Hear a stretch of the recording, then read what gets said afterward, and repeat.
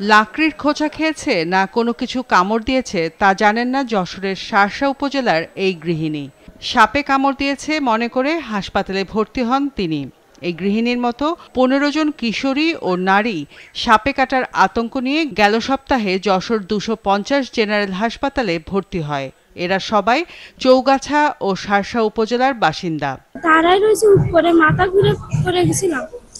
তারপর কিসে কি হয়েছে সেটা বলতে পারবো না, কিন্তু সবাই বলছে না এটা সাপে কেটেছে। তরি তরকারি কাটতেছি, তরি তরকারি কাটলে আমার এই হাতের মধ্যেই বিষির মতন জ্বলে যাচ্ছে, ঘাড় পর্যন্ত ঘাড় মার ফেটে যাচ্ছে।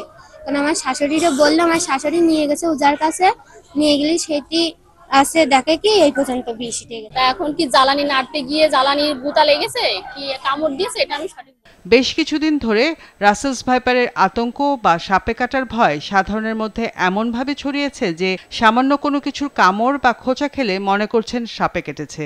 কোনো কিছুর আঘাতে রক্তপাত হলেই ছুটছেন ওঝার কাছে। রোগীর স্বজনরা বলছেন একসাথে ২ এলাকায় এত সংখ্যক মানুষকে সাপ কাটার খবর বিভিন্ন মাধ্যমে ছড়িয়ে পড়ায় ওই ২ উপজেলায় রীতিমতো সাপ আতঙ্ক দেখা দিয়েছে। আমাদের এলাকায় আরও সাপে কামড়াইছে একজন, আমার গ্রামে সে মারা গেছে। কামড়ানোর পরে ওঝার কাছে নিয়ে গেছে, ওঝার কাছে নিয়ে গেলে বলে বিষ নেমে গেছে, পরে বিষ নামেনি, সে ৪টের সময় সে মারা গেছে। আর আমাদের চৌগাছার পাশে আরও ৩টে রুগী এরম সাপে কামড়ানো রুগী এসছে। আমি ঘুমাইছিলাম, এবার আমার পায়ে কিছু কামড়ে দিয়েছিল, তাই রক্ত বেরোইছিল। আমি জোরে চিল্লাই উঠিলাম, তারপরে আমার আম্মুরা কবিরাজের কাছে নিয়ে গেল। নিয়ে যাওয়ার পরে বাড়ি আসলে বমি হচ্ছিল, তাই এই জায়গায় নিয়ে আসিল। ওয়ালটন এসিতে ইনস্টলেশন একদম ফ্রি।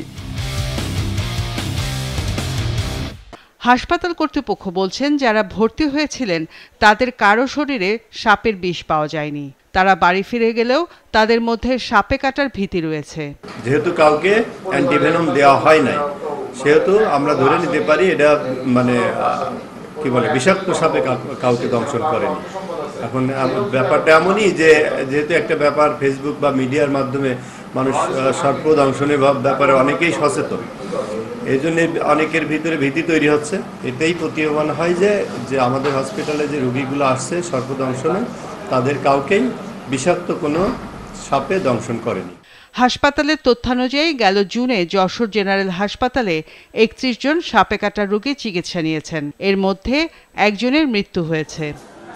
এমন অবস্থায় সাধারণ মানুষের মাঝে সাপ নিয়ে ভীতি দূর করা এবং সাপে কাটার লক্ষণ কেমন হয় এসব বিষয়ে সচেতনতা তৈরি করা জরুরি বলে মনে করেন চিকিৎসকেরা। মাছরাঙা নিউজ ডেস্ক।